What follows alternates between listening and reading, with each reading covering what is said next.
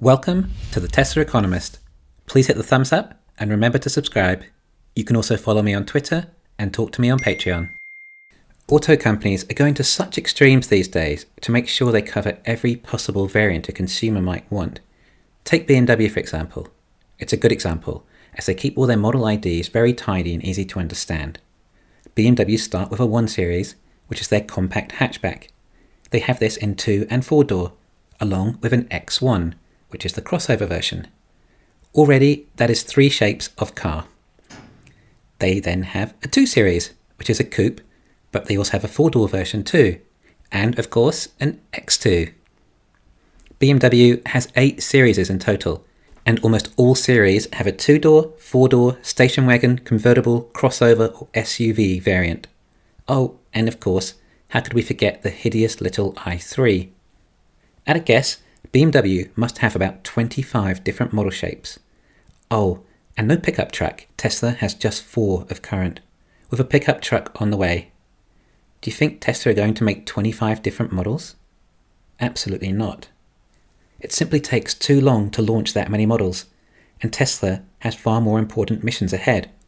It's not just that it takes a long time to design a usual ICE car, it takes an extra long time to develop a Tesla EV. Every Tesla designed will be in production for decades. There is so much detail that needs to go into every model that Tesla don't have enough time to develop that many cars.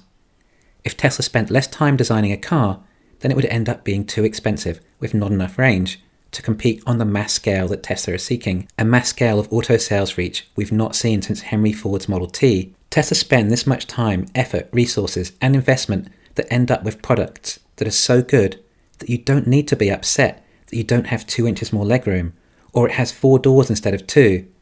I mean, really, the old legacy autos just offer too much variety.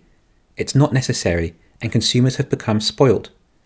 Of course, we didn't even get into all the different variants of actual engines we could have for each and every BMW model.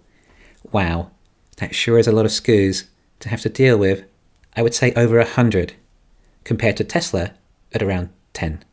When you launch so many different vehicles, well, each time it takes away from the magic and uniqueness of the others. It would dilute the brand value of a Model Y if there were 5 other versions of Tesla SUV, for example. Having fewer models means Tesla can spend more resources and focus on each model, and thus further taking advantage of Tesla's economies of scale. For example, 5 different variants of SUV may mean they each cost $5,000 more and likely not as good. Wouldn't you rather have a better car for $5,000 less that just happens to be slightly different shape from the one you wanted most? I've had all sorts of shapes and sized cars. I manage my lifestyle just fine with them. For most people, it's actually not that big a deal at the end of the day. This is the Pareto principle, or the 80-20 rule. Tesla can likely serve 80% of the auto market, with about 20% of the variety of models that the likes of BMW are able to offer, perhaps leaving the remaining 20% for the competition to fight over. Just remember, the mission of this company is not to just sell as many cars as they can, but to transition off fossil fuels as fast as possible. Perhaps this is what Tesla mean by the fact they can't do it all by themselves. It's not the quantity of cars manufactured that Tesla are referring to, but the variation that consumers want. Tesla just lay down all the mainstream, high-demand cars like a family sedan and crossover. They offer options like 7 seats to make sure they can cater to as large a market as possible, meaning some consumers can get by with a Model Y or X instead of an uncool minivan. But if you want a slightly smaller crossover, well, you might have to wait for someone else to make it for you. Tesla is a company that only goes for the hits, and likely doesn't bother chasing long-tail markets. Well, perhaps except for the Roadster, a car that doesn't appear to be part of Tesla's mission. But think of it like this. Why not focus all effort on making just one truly outstanding car rather than 4 or 5? Especially when these other manufacturers aren't able to take so much time, effort, resources and investment in making a new design, considering they will simply just have to update it in 5 years' time anyway. It gives less incentive than a timeless masterpiece that will be driving around for decades. Most manufacturers make cars for the disposable capitalism society we're marketed to, getting a new car for the latest design trends and features, namely because it was advertised to us. Probably no station wagon version of the Model 3 on the way. In fact, once the Model 2 is launched, that may even possibly be the last passenger car Tesla make. Perhaps aside from a smaller Cybertruck? Well, we've had absolutely no mention of any new cars, or even an inkling of a hint. No. Instead, all we have had is the van. Now, this does appear to be more on mission for Tesla. We can only wait and imagine what a Tesla van might offer. So much internal space for Tesla to come up with all sorts of creative, adaptable solutions for various applications. It will be exciting to see, not to mention all the eventual third-party accessories.